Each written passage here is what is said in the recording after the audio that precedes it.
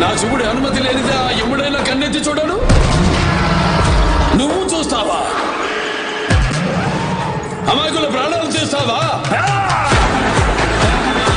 నందమూరి బాలకృష్ణ బోయపాటి కాంబోలో వచ్చిన అఖండ sensational create చేసి theatres లో కలెక్షన్ల జోరు కూడా చూపించింది. అయితే వీరిద్దరి కాంబోలో అఖండ 2 తాండవం అయితే రాబోతుంది. టీజర్ రిలీజ్ చేసి నందమూరి ఫ్యాన్స్ లో అయితే గూస్ బంప్స్ తెప్పించారు మూవీ మేకర్స్. ఈ సినిమాలో బాలయ్య బాబు లుక్స్ డిఫరెంట్ గా ఉండబోతున్నాయని టీజర్ చూశాక అర్థమైంది.